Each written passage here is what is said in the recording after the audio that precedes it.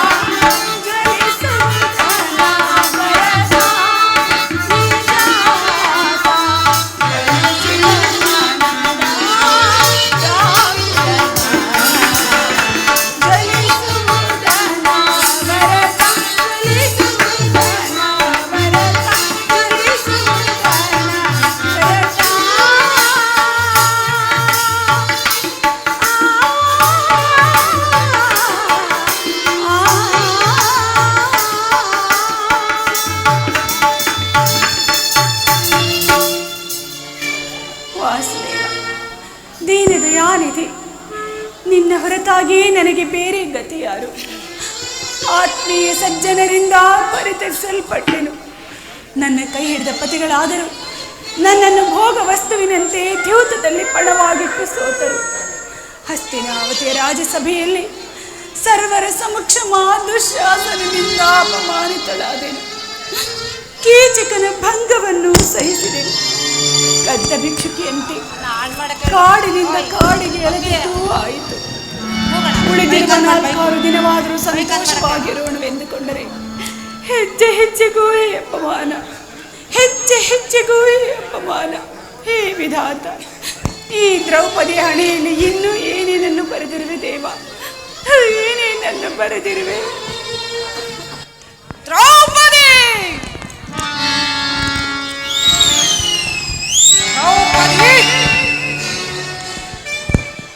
ಇವಳೇಕೆ ಈ ರೀತಿ ಚಿಂತಾಮಗ್ನಳಾಗಿರುವಳು? ಪ್ರಿಯತಮೆ, ಏನಾಯಿತು? ಏಕೆ ಚಿಂತಿಪೆ? ನಂದಿನಿ,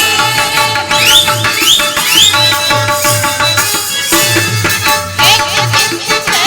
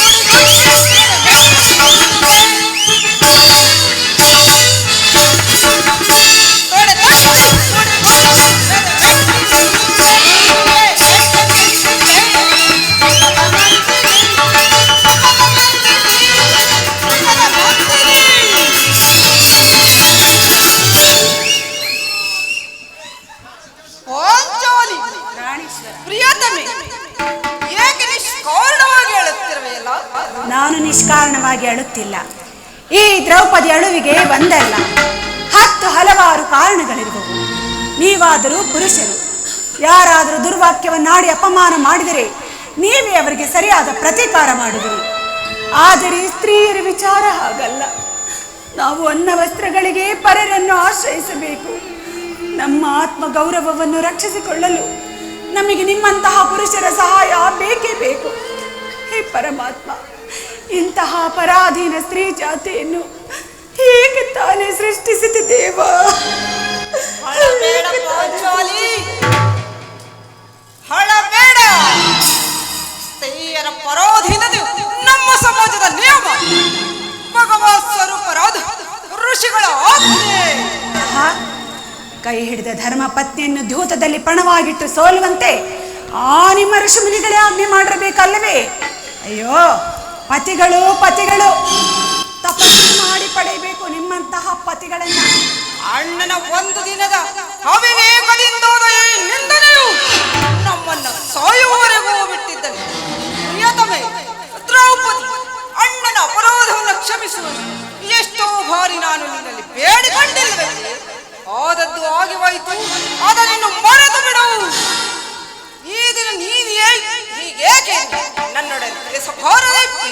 ತಿಳಿಸುವೆ ನಾಥ, ಆದರೆ ಅದರಿಂದಾಗೋ ಪ್ರಯೋಜನವಾದ್ರೆ ಏನು? ಎಷ್ಟೇ ಆಗಲಿ ನೀನು ನಿಮ್ಮ ಅಣ್ಣನ ಆಜ್ಞಾಧಾರಕನು. ಅದು ಹಿಂದಿನ ಮಾತು. ಈಗ ನಾನು ಯಾರ ಆಜ್ಞಾಧಾರಕನೂ ಅಲ್ಲ. ಹಾಗಾದ್ರೆ ಕೇಳು. ಈ ದಿವಸ ದೇವಿಯ ದರ್ಶನಕ್ಕೆಂದು ಹಸ್ತಿನಾಂಬೆಯ ಮಂದಿರಕ್ಕೆ ಹೋಗಿದ್ದೆ. ಅಲ್ಲಿಗೆ ಆ ದುರ್ಯೋಧನನ ಪತ್ನಿಯಾದ ಭಾನುಮತಿಯು ಬಂದಿದ್ದಳು.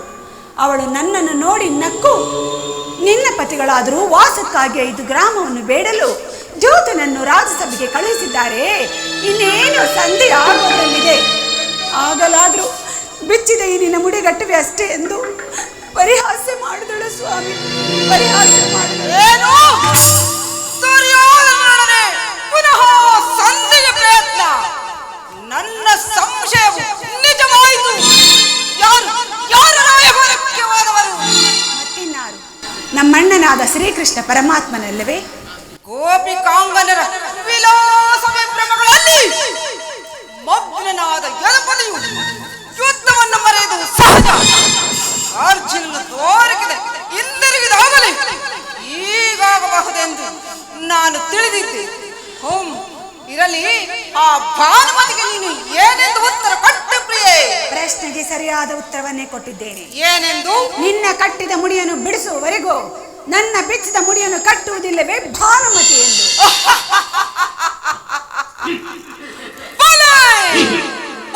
ಚಮತ್ಕಾರವಾದ ಉತ್ತರ. ಪಾಂಚಾಲಿ ಪ್ರಿಯತಮೆ, ಈ ಸಂತೋಷದ ಸುವೆಯ ಸಮಯದಲ್ಲಿ ಬಂದು ನನ್ನ ತೊಡೆಯನ್ನ ಲಕ್ಷಿಸು.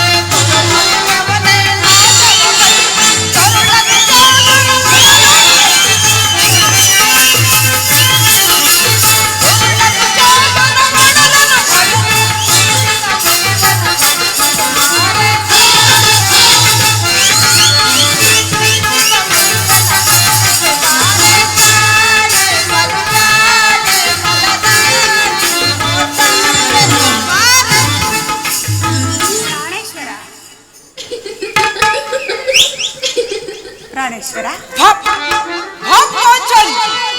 ನೀನು ನಮ್ಮೊಡನೆ ಕದನ ಮಾಡುವುದರಲ್ಲಿ ನಿನ್ನ ಚತುರತೆಯನ್ನು ಮುಗಿಸಿದ್ದೇ ಎಂದು ತಿಳಿದಿದೆ. ಆದರೆ ನಿಪುಣಳು ಮಹಾ ಗೊತ್ತಾಯ್ತಾ ಬೈ?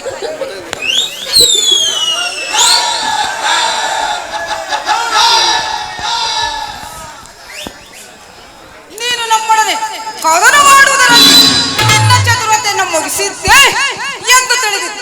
ಆದರೆ ನಿಪುಣಳು ಮಹಾ ನಿಪುಣಳು, ಚತುರಳು ಮಹಾ ಚತುರಳು. ಪ್ರಾಣೇಶ್ವರ, ಸಮಯವಿದೆ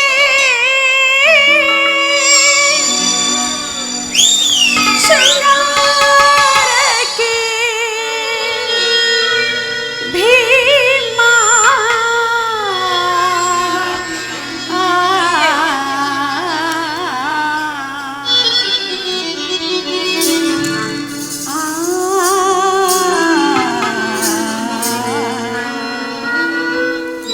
ಪ್ರಾಣೇಶ್ವರ,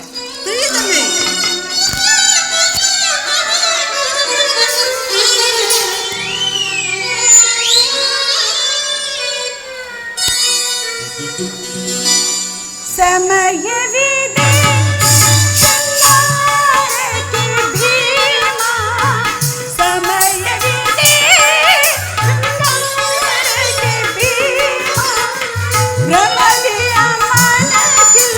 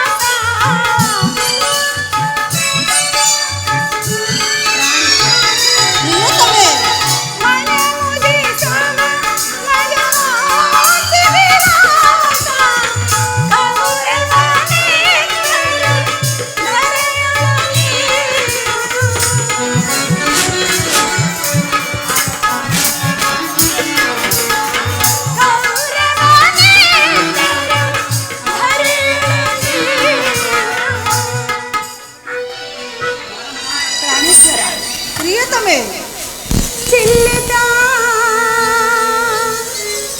ಸೇರುವೆ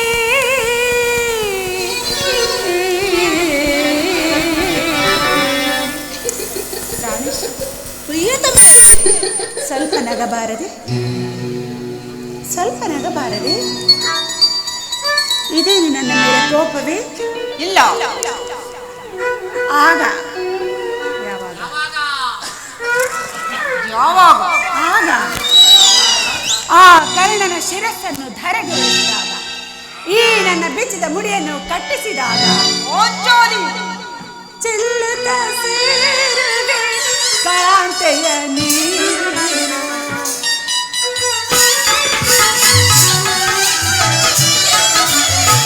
ಚೆಲ್ಲುತ್ತ ಸೇರುವೆ ಕಾಂತೆಯ ನೀರು. ಸಮಯವಿದೆ ಶೃಂಗಾರಕ್ಕೆ ಭೀಮ, ಸಮಯವಿದೆ ಶೃಂಗಾರಕ್ಕೆ ಭೀಮ, ಭ್ರಮದಿಯ ಮನಕ್ಕಿಲ್ಲದಿರಲಿ ರಾಮ.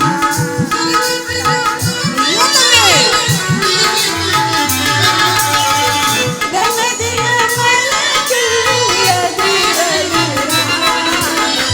ಸಮಯವಿದೆ.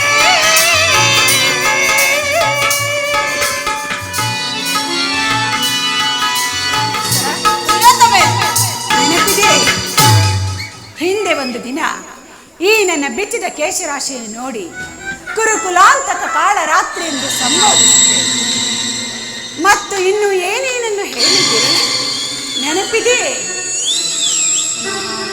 ಪುನಃ ನನ್ನ ಬಾಯಿಂದ ಆ ಪ್ರತಿಜ್ಞಾ ವಾಕ್ಯಗಳನ್ನು ಕೇಳಲು ಅಪೇಕ್ಷಿಸಿದಲ್ಲವೇ? ಪಾಂಚಾಲಿ ಮಾಡಿದ ಪ್ರತಿಜ್ಞೆನ ಪಾಂಚಾಲಿ ಮಾಡಿದ ಪ್ರತಿಜ್ಞೆಯನ್ನು ಮರೆಯುವುದು ಹೇಡಿಯಲ್ಲೋ ಈ ಜಗಜ್ಜಟ್ಟಿ ಭೀಮ.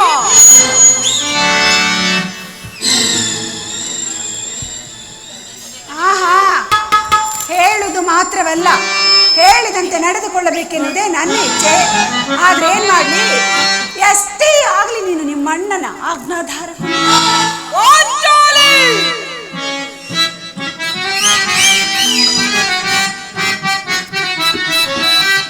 ವೈರಿ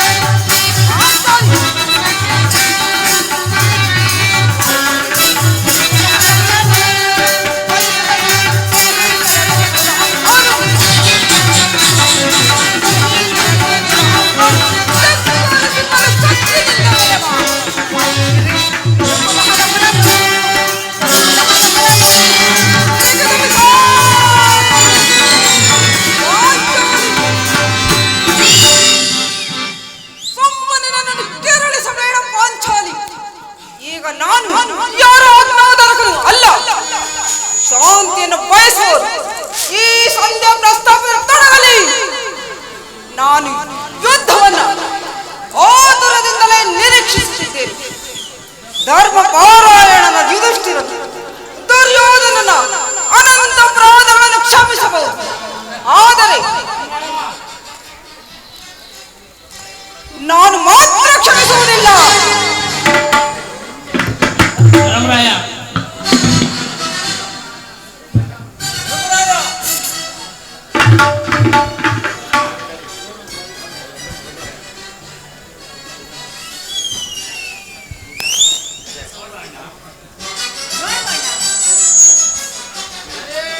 ನೋಡು ಅಣ್ಣ, ಆಗಲೇ ಭೀಮಸೇನನು ಸಂಧಿಯ ಪ್ರಸ್ತಾಪವನ್ನು ತಿಳಿದು ಕೆರಳಿದ ಸಿಂಹದಂತೆ ವಿಜೃಂಭಿಸುತ್ತಿದ್ದಾನೆ. ಅವನನ್ನು ಸಮಾಧಾನಪಡಿಸಲು ನಿನ್ನವರ ತಮ್ಮ ತಾರು ಶಕ್ತರಲ್ಲ. ಅರ್ಜುನ, ಅಣ್ಣ, ಈ ಸಾರಿ ಅವನ ಕೋಪಕ್ಕೆ ದ್ರೌಪದಿಯೇ ಕಾರಣವೆಂದು ತೋರುವುದು.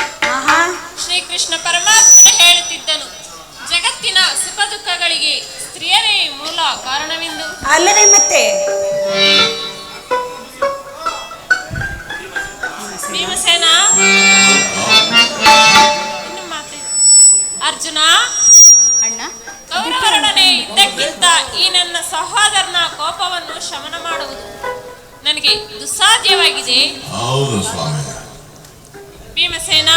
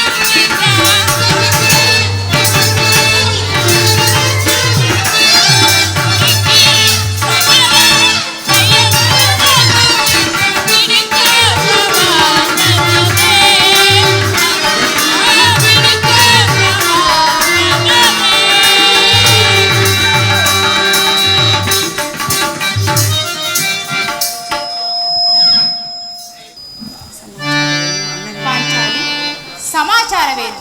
ಅಣ್ಣನೇಕೆ ಸಿಟ್ಟಾಗಿರುವನು? ಏಕೆ? ಈ ನನ್ನ ಬಿಚ್ಚದ ಬಿರುಗುವುದಲು ನಿಮ್ಮೆಲ್ಲರ ಪ್ರಶ್ನೆಗೆ ಸರಿಯಾದ ಉತ್ತರವನ್ನೇ ನೀಡಬಲ್ಲದು.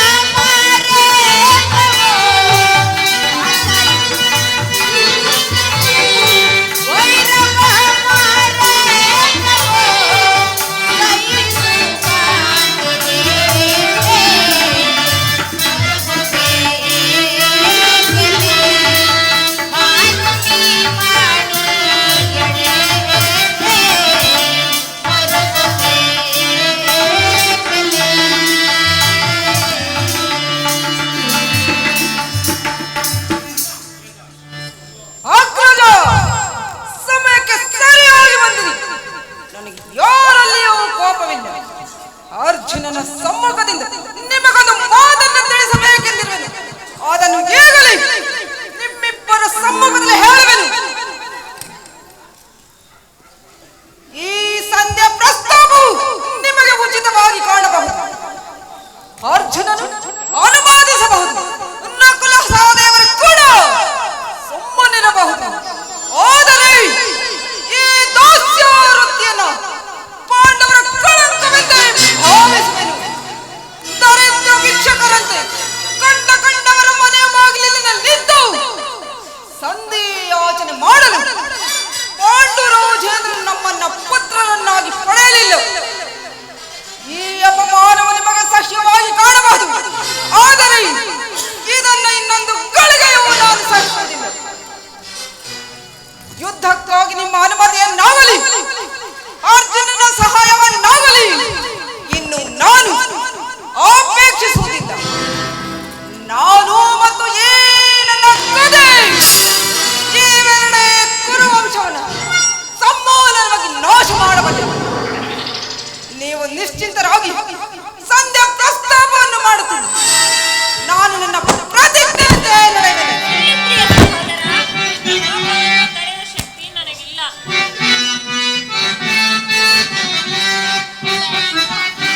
ದಾಳಿ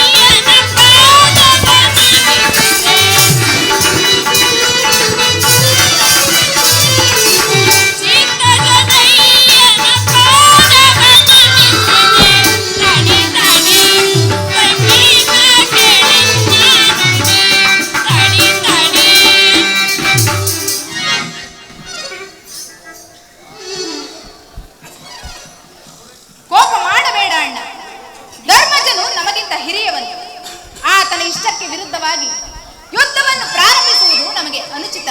ಇದಕ್ಕೆ ಏನು ಹೇಳುವೆ ಪಾಂಚಾಲಿ? ಧರ್ಮವೆಂದು ಪರಿತಪಿಸುತ್ತಾ ಕ್ಷತ್ರಿಯ ಧರ್ಮವೇನೆಂಬುದನ್ನು ಮರೆಯುವುದು ನಿಮ್ಮೆಲ್ಲರಿಗೂ ಉಚಿತವೆನಿಸ್ತಲ್ಲವೇ? ಪಾಂಚಾಲಿ, ಯುದ್ಧದಂತೆಯೇ ಶಾಂತಿ ರಕ್ಷಣೆಯು ಕ್ಷತ್ರಿಯರ ಕರ್ತವ್ಯ. ಯುದ್ಧವು ಎಂತಹ ಘೋರ ಕರ್ಮ ಎಂಬುದನ್ನು ನೀನು ತಿಳಿದಿಲ್ಲ. ನಾವು ಅಭಿಮಾನಕ್ಕೆ ವಶರಾಗಿ ಯುದ್ಧವನ್ನು ಪ್ರಾರಂಭಿಸಿದ್ದೇ ಆದರೆ ನಮ್ಮ ವಿಚಾರಕ್ಕಾಗಿ ನಾವೇ ದುಃಖಿಸಬೇಕಾಗುವುದು. ಅದಕ್ಕಾಗಿಯೇ ನಾನು ಸಂಧಿಗೆ ಇಷ್ಟೊಂದು ಪ್ರಯತ್ನಿಸುತ್ತಿರುವುದು. ಪ್ರಾಣೇಶ್ವರ, ಧೌಮ್ಯನನ್ನು ಸಂಧಿಗೆ ಕಳುಹಿಸಿ ಅಪಮಾನ ಹೊಂದಿದಿರಿ. ಕುಲ ಪುರೋಹಿತರನ್ನು ಕಳಿಸುವುದಕ್ಕೆ ಮದುವೆಯ ಆಮಂತ್ರಣ ಕೂಟವಲ್ಲವೆಂಬ ಪರಿಜ್ಞಾನವೂ ನಿಮಗಿಲ್ಲದೆ ಹೋಯಿತು. ಪುನಃ ಶ್ರೀಕೃಷ್ಣ ಪರಮಾತ್ಮನನ್ನು ಕಳುಹಿಸಿ ಅಪಮಾನಕ್ಕೆ ಗುರಿ ಮಾಡಿದಿರಲ್ಲ ಎನ್ನುವುದೇ ನನ್ನ ಚಿಂತೆ. ಜಯ ಜಯ ಯದುಪತಿ, ಜಯ ಜಯ ಶ್ರೀಕೃಷ್ಣ. ಜಯ ಜಯ ಯದುಪತಿ, ಜಯ ಜಯ ಶ್ರೀಕೃಷ್ಣ. ಜಯ ಜಯ ಯದುಪತಿ, ಜಯ ಜಯ ಶ್ರೀಕೃಷ್ಣ. ಅರ್ಜುನ, ನಾನಿನ್ನು ಹೊರಡುವೆನು. ಈ ಸಂಧ್ಯಾ ಫಲಾಫಲಗಳನ್ನು ಕೇಳುವುದರಿಂದ ನನಗಾವ ಪ್ರಯೋಜನವೂ ಇಲ್ಲ. ನಿಮ್ಮ ಅಪೌರುಷದ ವರ್ತನೆಯ ಪುರಸ್ಕಾರ ನಿಮಗೆ ಇರಲಿ. ಪ್ರತಿಜ್ಞೆಯಂತೆ ನಡೆಯುವ ಸ್ವಾತಂತ್ರ್ಯ ಮಾತ್ರ ನನಗಿರಲಿ. ಪ್ರಾಣೇಶ್ವರ, ಸ್ವಲ್ಪ ನಿಧಾನಿಸಿ. ಅದೋ ಅತ್ತ ನೋಡಿ, ಯದುಪತಿಯು ನಗು ನಗುತ್ತಾ ಇತ್ತ ಕಡೆಯೇ ಬರುತ್ತಿರುವನು. ರಾಜ್ಯಸಭೆಯ ಸಮಾಚಾರವೇನೆಂಬುದಾಗಿ ತಿಳಿದು ನಂತರ ನಿನ್ನಿಚ್ಛೆಯಂತೆ ಮಾಡು.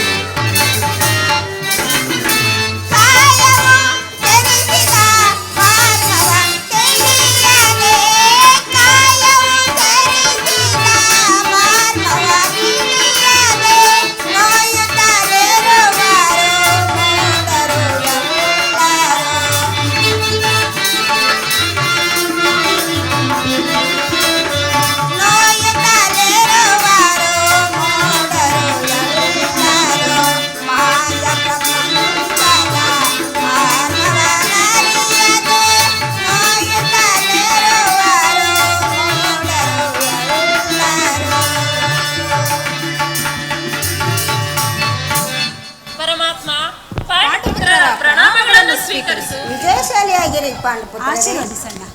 ತಂಗಿ ವಾಸುದೇವ, ನಾನು ನಮಸ್ಕರಿಸುವೆನು. ಭೀಮಸೇನ, ನಿನಗೂ ಮಂಗಳವಾಗಲಿ.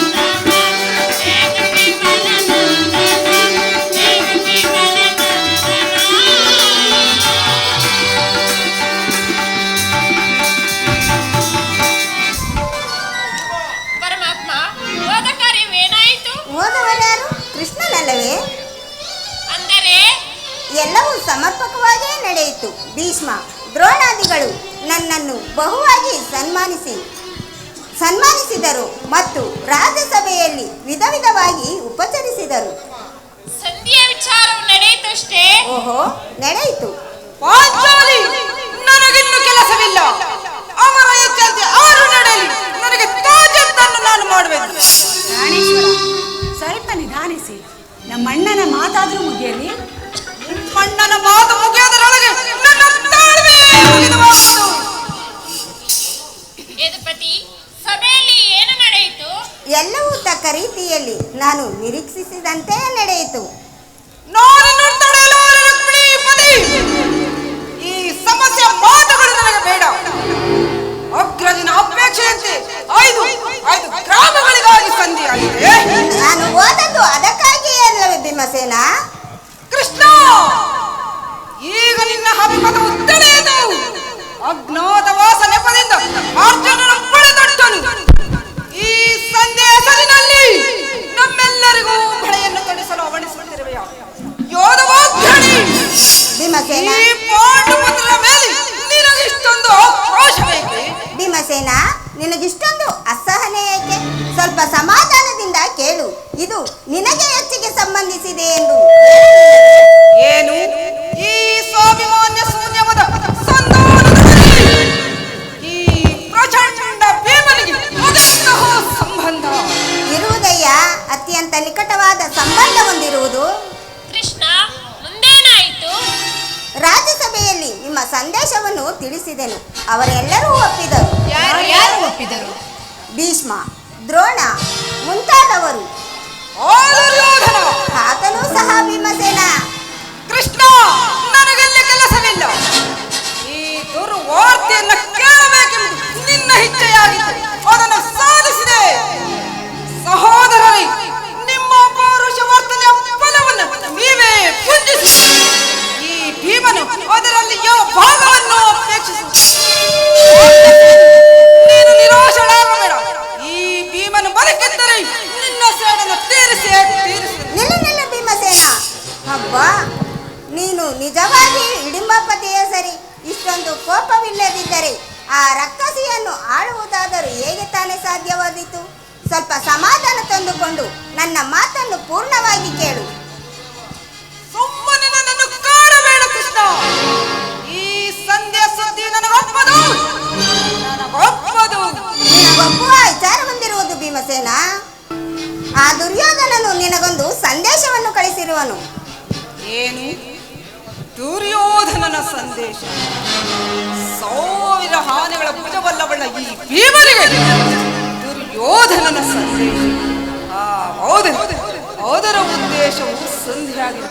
ಹೇಳು ಕೃಷ್ಣ, ಏನೋ ಸಂದೇಶ? ಅದನ್ನು ಕೇಳುವ ಮೊದಲು ನೀನು ಸಮಾಧಾನದಿಂದ ನನ್ನ ಬಳಿ ಕೈಕಟ್ಟಿ ಕುಳಿತುಕೊಳ್ಳಬೇಕು. ಇಲ್ಲ, ನಿಂತಿದ್ದಂತೆ ಹೇಳು ಕೃಷ್ಣ. ಇಲ್ಲವಯ್ಯ, ನೀನು ಕುಳಿತುಕೊಳ್ಳದ ಹೊರತು ನಾನು ಹೇಳುವುದೇ ಇಲ್ಲ. ಕೃಷ್ಣ, ಈ ಪರಿಹಾಸ್ಯವೇಕೆ? ಇದು ಪರಿಹಾಸ್ಯವಲ್ಲ ಭೀಮಸೇನ. ನಿನ್ನನ್ನು ನಿನ್ನ ಗದೆಯನ್ನು ಕಂಡರೆ ನನಗೆ ಅಷ್ಟೊಂದು ಭಯವಾಗುವುದು ಭೀಮಸೇನ. ಏನು? ಬಂಡಿ ಅನ್ನವನ್ನೇ ತಿಂದು ಆ ಬಂಡಾಸುರನನ್ನೇ ಕೊಂದು ದಿಕ್ಕು ದಿಕ್ಕಿನ ರಕ್ತ ದೇವತೆಗಳಿಗೆಲ್ಲ ರಕ್ತದ ಔತಣವನ್ನು ಮಾಡಿಸಿದ ಈ ಪ್ರಚಂಡ ಭೀಮನನ್ನು ಕಂಡರೆ ಯದುಪತಿ, ನಿನಗೂ ಸಹ ಭಯವೇ? ಹೌದು ಭೀಮಸೇನ. ಎಲ್ಲಿ ನಿನ್ನ ಗದೆಯನ್ನು ಸ್ವಲ್ಪ ದೂರವಾಗಿಡು. ಹೀಗೆ ನನ್ನ ಪಾರ್ಶ್ವದಲ್ಲಿ ಕುಳಿತುಕೋ. ಆಗ ನಿನಗೆ ಪ್ರಿಯವಾದ ಸಂದೇಶವನ್ನು ಹೇಳುವೆ. ಇದೋ ಕೃಷ್ಣ, ನಿನ್ನ ಅಪೇಕ್ಷೆಯಂತೆ ಕುಳಿತುಕೊಳ್ಳಿ. ಹೇಳು ಸಂದೇಶ. ಅರ್ಜುನ, ಈ ಗದೆಯನ್ನು ನೀನು ಕ್ಷಣಕಾಲ ಹಿಡಿದಿರು. ಯಜ್ಞಸೇನಿ, ಸಮೀಪಕ್ಕೆ ಬಾ. ಹೇಳೇನ? ನಾನು ಹೇಳಿದಂತೆಯೇ ಮಾಡಬೇಕು. ಕಂಡಯ? ನಿನ್ನ ಮಾತನ್ನು ನಾನು ಎಂದಾದರೂ ಮೀರಿರುವನೇ ಕೃಷ್ಣ. ಹಾಗಾದರೆ ತೆಗೆದುಕೋ ಈ ಹಗ್ಗವನ್ನು. ಇದು ನನಗೊಂದು ಕಡೆ ಪುರಸ್ಕಾರ ರೂಪವಾಗಿ ದೊರೆಯಿತು. ಇದರಿಂದ ನಿನ್ನ ಪತಿಯ ಕೈಗಳನ್ನು ಭದ್ರವಾಗಿ ಬಂಧಿಸು. ಅಣ್ಣ, ಬಂಡಿ ಅನ್ನವನ್ನು ತಿನ್ನುವ ಈ ಚಂಡ ಭೀಮನ ಕೈಯನ್ನು ಬಂಧಿಸಲು ಸಾಧ್ಯವೇ? ದ್ರೌಪದಿ, ಇದೇನು ಪರಿಹಾಸ್ಯ ಕೃಷ್ಣ? ಇದು ಪರಿಹಾಸ್ಯವಲ್ಲ ತಂಗಿ.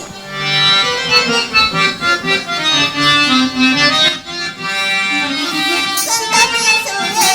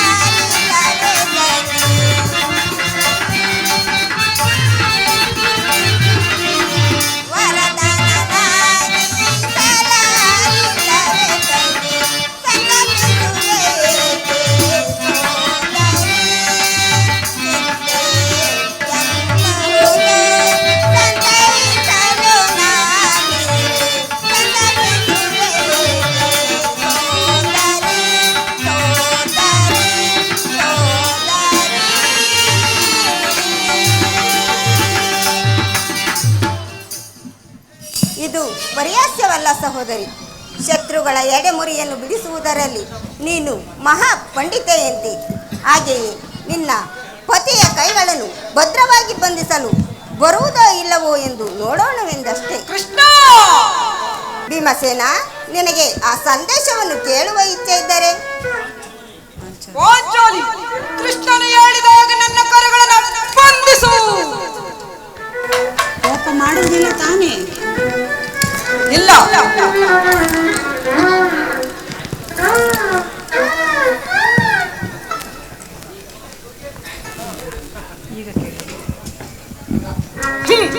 ಹಬ್ಬ, ನನಗೀಗ ಸಮಾಧಾನವಾಯಿತು. ಹಾಗಾದರೆ ಈಗ ಕೇಳಿರಿ.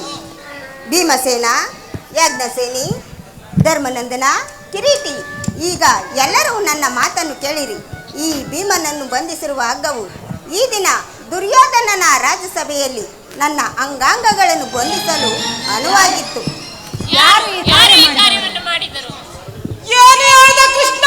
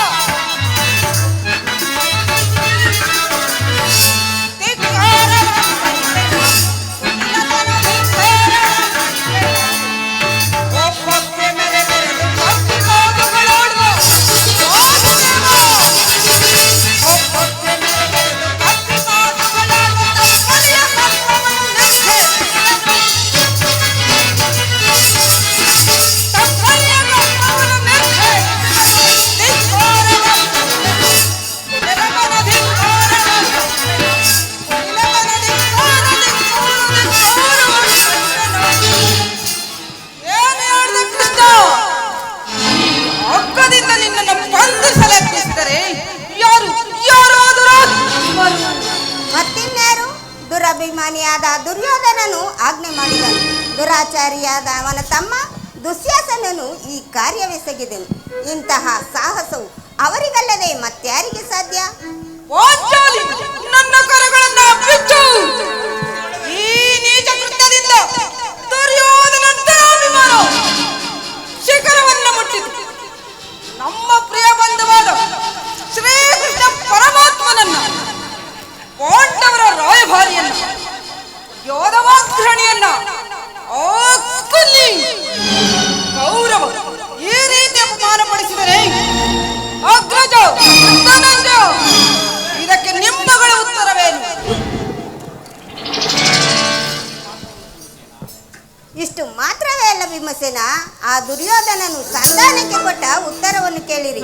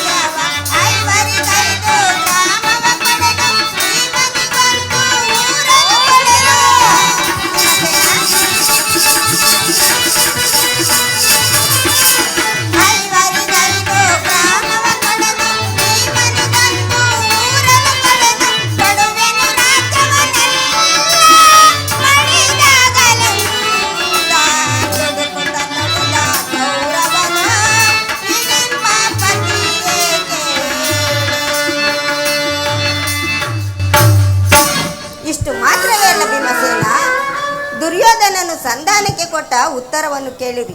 5 ಮಾರು ಭೂಮಿಯನ್ನು ಕೊಡಲು ಅವನು ಸಮ್ಮತಿಸಲಿಲ್ಲ.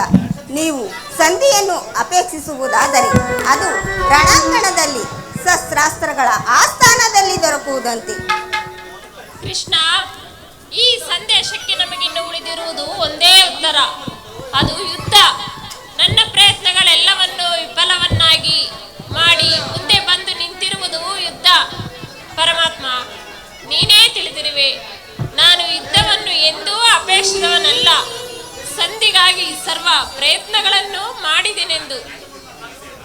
ಉಗ್ರಸೇನ, ಕಿರೀಟಿ, ಇನ್ನು ನಿಮ್ಮ ಇಷ್ಟದಂತೆ ನಡೆಯಲಿ. ದೇವಿ ದ್ರುಪದನಂದಿನಿ, ಬಿಚ್ಚು ಬಾವು ನಿನ್ನ ಕರಗಳನ್ನ. ನಿನ್ನ 13 ವರ್ಷದ ಹೃದಯದ ದಾವಂತಿ ಯುದ್ಧ ಬಲವಾಗುವ ಸಮಯ ಬಂದಾಯಿತು. ಏಕೆ ಏಕೆ ಬಿಚ್ಚುವುದಿಲ್ಲವೇ? ಬೇಡ ಅಗ್ರಜ, ನನ್ನ ಕರಗಳನ್ನ ಬಿಚ್ಚು. ನೀನೆಲ್ಲಿ ಬಿಚ್ಚವೆಯೋ ಧರ್ಮದ ಕೊಟ್ಟು. ಧನಂಜಯ, ನನ್ನ ಕರಗಳನ್ನ ಬಿಚ್ಚು. ವಾಸುದೇವ, ಕರ ಮುಗಿದ ಬೇಡವೆನು, ನೀನಾದರೂ ನನ್ನ ಕರಗಳನ್ನ ಬಿಚ್ಚು. ಛೇ, ಯಾರೋ ಬಿಚ್ಚು, ನಾನೇ ಬಿಚ್ಚುಗಳು. ಹರ ಹರ ಹರ ಹರ ಹರ ಹರ ಮಹಾದೇವ. ಎಲ್ಲಿ ನನ್ನ ಕಥೆ? ಈಗ ಎಲ್ಲರೂ ಕೇಳಿ ನನ್ನ ವೀರ ಪ್ರತಿಜ್ಞೆಯನ್ನ. ಆ ದಿನ ದುರ್ಯೋಧನ ಮಂಡಲದಲ್ಲಿ ನಮ್ಮ ದುರ್ದೈವ ಕ್ರೌರ್ಯದ ಪರಮಾವಧಿಯನ್ನು ಆ ದುರುಳ ದುಶ್ಯಾಸನಿಂದ ಅಪಮಾನ ಹೊಂದಿ ಮುಕ್ತ ಕೇಶಿಯಾಗಿ ಕಣ್ಣೀರಿಡುತ್ತ ಪಾಂಡವರ ಹಬ್ಬಕ್ಕೆ ರೂಪುಗೊಂಡಂತೆ ನಿಂತಿದ್ದ ಪಾಂಚಾಲ ರೋಜನೆಂದಿನ ಸಮ್ಮುಖದಲ್ಲಿ ಅಂದು ನಾನೇ ಪ್ರತಿಜ್ಞೆನ ಮಾಡಿದ್ದೇನೆ. ಇಂದು ಯುದ್ಧ ಸನ್ನದ್ಧನಾಗುವ ಮೊದಲು ಪುನಃ ಪ್ರತಿಜ್ಞೆನ ಮಾಡುತ್ತೇನೆ. ನಾನು ವಾಯುದೇವರ ಅಂಶದಿಂದ ಜನಿಸಿದ್ದ ನಿಜವಾಗಿದ್ದರೆ ವೀರಮೋದಿ ಕುಂತಿ ದಿವಸ ಸ್ತನಪಾನ ಮಾಡಿದ್ದೆ ಸತ್ಯವಾಗಿ. ನಾಳೆ ನಡೆಯುವ ಈ ಭೀಕರ